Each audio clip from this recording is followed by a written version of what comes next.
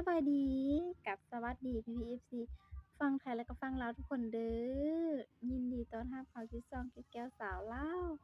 เช่นเก่าเช่นเคยอีกแล้วเนาะซึ่งวันนี้เนาะเราก็มีคลิปดีๆที่จะ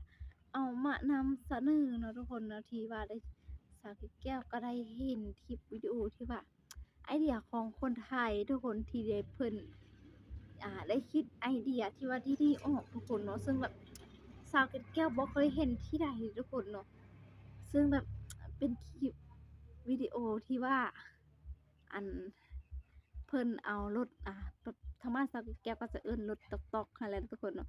รถต๊อกๆกับรถไถเดินตามเนาะทุกคนที่ว่าคนไทยเขาเอิ้นกันเนาะทุกคนเนาะรถไถเดินตามที่ว่าเพิ่นเอาไปแต่งเฮ็ดรถซิ่งเฮ็ดรถแบบสามารถแล่นไวได้แล้วก็สามารถที่ว่าแต่งให้มันสวยมันงามหั้นน่ะทุกคนเนาะ เดี๋ยวเราไปติดตามรับเบิ่งชมคลิปวิดีโอนำกันว่าไอเดียของคนไทยเนี่ยโอ้สุดยอดจะสวยงามส่ำใดแตกต่างจากรถบ้านเฮาหลายแรงทุกคนเนาะก่อนสิไปรับชมก็ฝากไว้พี่ FC ทุกคนกดไลก์กดติดตามแล้วก็เป็นกำลังใจให้กับสาวเก็ดแก้วเพื่อให้สาวเก็ดแก้วได้เฮ็ดคลิปออกมานั่นเองเนาะทุกคนเนาะเราไปรับฟังรับชมติดตามกันเลยเนาะมาทุกคนมาเบิ่งคลิปวิดีโอนำกันคลิปนี้แหละที่ว่าโด่งดังแรงอยู่ในเวียดนามและก็อินโด เป็นรถไถที่เพิ่นบังคับเอานะทุกคนไล่คนขับมันน่ะทุกคนรถอีแตนนั่นแหละทุกคนคลิปนี้ก็คือคนเวียดนามเขาเผยแพร่ออกไปนั่นแหละทุกคนที่ว่าเพิ่นได้เผยแพร่ออกไปนะทุกคนแต่บ่แน่ใจว่าคลิปนี้แม่นมาจากไสทุกคนสาวเกร็ดแก้วเห็นจากช่องคนเวียดนามเนาะทุกคนเนาะเอ้ยไปแล้วทุกคน เทียมออกไปแล้วโอ้โฮรถไถไล่คนขับอันนี้คืออยู่ที่ประเทศไทยเด้อทุกคนเนาะนี่ว้าวคือแบบไปแท้ๆนี่ทุกคนอ๋อคือแบบเพิ่นใช้เอาการบังคับเอาทุกคนเนาะคือแบบไปแท้ๆเด้อทุกคนสาวเกดแก้วบ่แปลกใจเป็นหยังคลิปนี้คือแบบคลิปนั้นก็สั้นๆทุกคนประมาณนั้นแหละ บ่บ่ได้เห็นอิหยังหลายทุกคนและบัดทีนี้ต่อจากนี้ทุกคนสาวเกดแก้วก็เลยแบบเห็นคลิปรถไถคนไทยที่เพิ่นเอามาแต่งเนาะทุกคนเนาะนี่คือจังตัวนี้เนาะทุกคนเนาะก็คือแต่งแบบเท่ๆเลยทุกคนเนาะแต่งแบบเท่แล้วก็สามารถขี่ไวได้ขนาดนี้ทุกคน ปกติรถอีแตนของพ่อของสาวเกดแก้วทุกคนขอแต่แบบต๊อกๆๆๆไปแล้วทุกคนขี่ไปนาทุกคนขี่ไปแบบไปสีข้าวหั้นน่ะบ่สามารถที่ว่าแล่นไวขนาดนี้ได้ทุกคนเบิ่งแม่ความไวเต็มที่เต็มสปีดเลยทุกคนแล่นได้ส่ำใดทุกคนเพราะว่าสาวเกดแก้วเห็นก็แบบค่อยๆขี่อะนะทุกคนอาจเป็นญ้อนของเรามันเก่ามันเป็นแต่รุ่นตั้งแต่สมัยน้อยๆพู้นแหละทุกคน ขายงัวขายควายอะไรทุกคนไปซื้ออะนะอันนี้ก็แบบแต่งเท่เลยป๊าดทุกคนพู้นน่ะเบิ่งล้อมันคนป๊าดราคานี่คือสิแบบบ่ธรรมดาเด้อทุกคนสาวเกดแก้วเสื้อแบบราคาบ่ธรรมดาเนาะทุกคนขนาดตีนรถอะทุกคนป๊าดยังงามขนาดและเพิ่นแบบมีความแต่งนะทุกคนป๊าดเนาะทำอิฐสาวเกดแก้วก็บ่ค่อยเชื่อปานใดที่แบบมี FC เพิ่นบอกว่า รถไทยเพิ่นมักแต่งรถอะนะเพิ่นสิแต่งก็แต่งแบบเป็นชีวิตจิตใจทุกคนแต่งแบบออกมาแล้วก็สวยหั้นนะทุกคนคือจั่งรถมอเตอร์ไซค์รถยนต์หั้นนะจั่งซี้ชาวเก็ดแก้วก็พอเข้าใจแต่ว่าก็เห็นอยู่เห็นหลายอยู่จากอยู่ลาวเนาะคนเขามักแต่งก็มักอะลีทุกคนแต่บ่คิดว่าเห็นว่าเพิ่นสิแต่งรถอีแตนขนาดนี้หั้นนะทุกคนป๊าด แต่งแบบแต่งจนเท่อะลีเด้อทุกคนแล้วก็สามารถวิ่งได้ไวๆแบบนี้ได้อะทุกคนแล้วอันนี้เพิ่นบ่ได้แต่งให้เท่ธรรมดาทุกคนเพิ่นก็เอาไปใช้งานแท้นะทุกคนเนาะเพิ่นก็เอาไปใช้เวียกใช้งานเอาไปขนฟางเอาไปคนนั้นคนนี้หั้นนะทุกคนเนาะแล้วก็มีงานบุญมีงานอิหยังเพิ่นก็ ถ้าเป็นแบบสงกรานต์งานบุญเพิ่นก็สิเอาพากันขี่รถอันนี้ไปทุกคน คือจากคลิปนี้เลยทุกคนเนาะบ่แบบ เออคลิปที่แบบรวบรวมมาเนี่ยทุกคนเนาะบ่แน่ใจว่าอยู่จังหวัดใดเพราะว่าหลายคลิปแฮงอันนี้แฮงคักทุกคนสามารถแบบโยกขึ้นโยกลึงขึ้นได้อะทุกคนเนาะอะเด้งดึงอะนะทุกคน เออบ่คิดว่าสิได้มาเห็นอิหยังแบบนี้และบ่คิดว่าสิมีสินะทุกคนเออนี่คนบังคับผ่านรีโมตอีกทุกคนอ้อล้อหลังนะทุกคนอันนี้เขาประดิษฐ์เองหรือว่าอิหยังทุกคนเจ้าเกดแก้วก็บ่แน่ใจเนาะและก็บ่แน่ใจอยู่และคลิปนี้แฮงเท่ทุกคนเท่แล้วผู้หญิงขับแฮงเท่ไปใหญ่อีกเลยทุกคนอยู่ไทยอยู่ไทยเพิ่นเอิ้นรถไถเดินตามเนาะส่วนที่ลาวก็จะเอิ้นรถไถต๊อกๆเนาะทุกคนเนาะนี่ทุกคนป๊าดแต่งอะลีทุกคนทุกคนคือแบบปกติท่อมันจะอยู่ทางเทิงแม่นเนาะทุกคนที่ว่าสาวเกดแก้วเห็นรถของพ่ออยู่บ้านแต่ว่าวันนี้เพิ่นใส่ทางข้างอะทุกคนท่อควันนั่นน่ะทุกคนแล้วเบิ่งตีนแม่ทุกคนเนาะเออแล้วแบบนี้เพิ่นก็แต่งขายบ่ทุกคนน่ะอาจสิให้แบบช่วยในการเพิ่มความทุกคนสาวเกดแก้วก็บ่แน่ใจบ่มีความรู้เกี่ยวกับรถเนาะทุกคนเนาะโอ้เบิ่งแม่เพิ่นพี่น้องแต่งนะทุกคนโอ้ คือแบบเพิ่นแต่งออกมาก็ได้แบบสวยงามอะลีทุกคนป๊าทุกคนนี่ทุกคนคันนี้มาแบบนี้บ่เคยเห็นอิหยังแบบนี้แต่งอลังการขนาดนี้นะทุกคนแล้วก็อยู่บ้านเขาเกล็ดแก้วก็เพิ่นอาศัยแต่ไปขนข้าวขนแบบ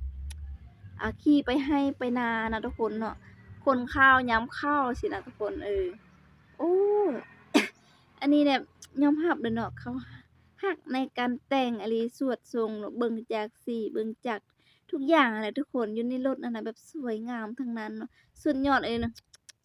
นับถือเลยทุกคนโอ้มีหลายคันอีกบ่ได้มีคันเดียวได้ทุกคนน่าจะเป็นแก๊งแต่งรถเป็นแก๊งบ่เนาะทุกคนเนาะสีเดียวกันเสียงก็คล้ายๆกันนะทุกคน แต่งมาแบบรถไถเดินตามก็คือแบบงามไปอีกแบบเลยทุกคนมีเสน่ห์ไปอีกแบบผู้ใดที่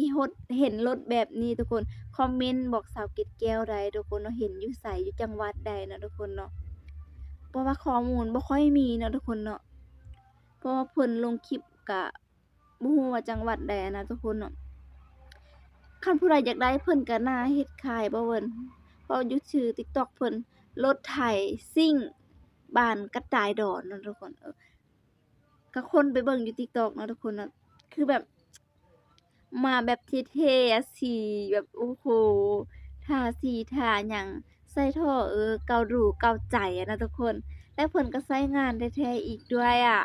เออทุกคนสาวเกดแก้วเห็นแบบนี้ก็ตื่นเต้นเลยทุกคนเนาะแล้วแบบเพิ่นขี่ซิ่งแบบไวๆเนาะทุกคนเนาะโอ้ทุกคน แต่มีคลิปวิดีโอหนึ่งทุกคนที่ว่าเพิ่นเอารถไถไปซิ่งกันเนาะคลิปย้อนหลังที่ว่าสาวเกดแก้วเอาไปลงทุกคนเออป๊าดเพิ่นแบบขี่ได้ไวอะลีทุกคนเนาะโอ้ซิ่งได้อย่างสบายใจเบิ่งแม่ทอควันเพิ่นจะใส่ทางข้างทุกคนโอ้นอกจากสิเท่แล้วทุกคนก็มาเบิ่งเท่แบบมาเบิ่งที่แบบเพิ่นแบบ ประดิษฐ์ขึ้นมานะทุกคนแบบเป็นอันน้อยๆแต่สามารถใส่ได้แท้นะทุกคนนี่เลยเพิ่นก็ขับไป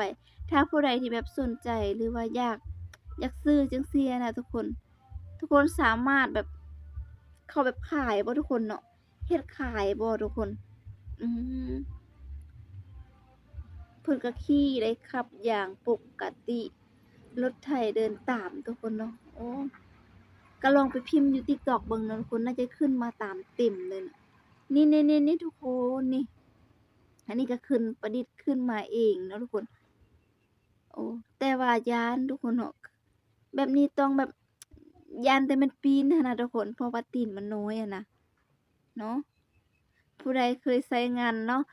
คอมเมนต์บอกสาวเกตแก้วได้เนาะพี่ FC เนาะเคยใช้งานแบบนี้บ่นะบ่ย้านปีนบ่ยอมรับเลยว่าคนที่ว่าประดิษฐ์แบบนี้ได้อะนะทุกคนพู้นนะเนาะเออเพิ่นคือแบบมีความคิดดีอะทุกคนเนาะ ทุกคนเชื่อบ่คลิปที่ว่าทุกคนได้เบิ่งแต่ละคลิปนี้ยอดวิวหลัก10,000,000เนาะทุกคนเนาะยอดวิวนี่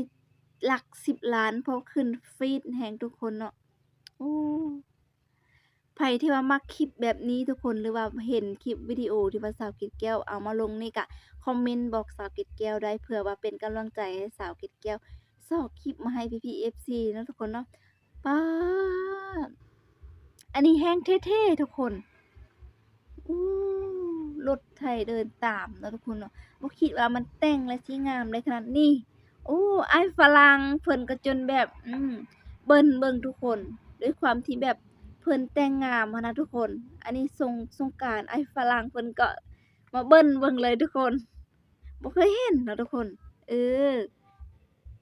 ถ้าแบบสาวเกดแก้วไปเจอก็สิถ่ายคลิปมาฝากทุกคนบ่ได้ไปไทยมาเบิ่นเบิ่งเลยทุกคน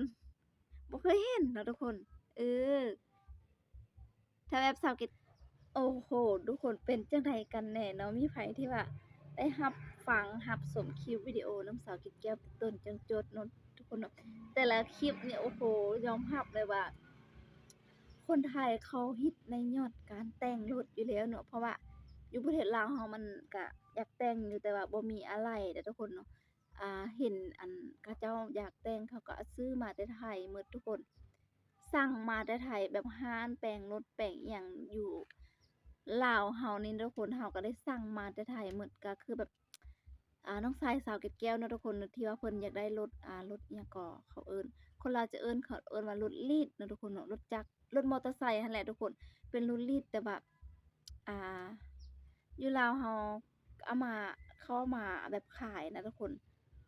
อยากได้รถที่ว่ามีเอกสารหนังสือครบมันบ่มีทุกคน เขาว่าบ่มีเนาะในลาวนี่นอกจากว่าไปซื้ออยู่ฝั่งไทยทุกคนจึงมีทุกคนก็เลยบอกน้องชายเปลี่ยนใจซะบ่เนาะเพราะว่าเราก็มีงบบ่พอว่าซั่นซะเนาะทุกคน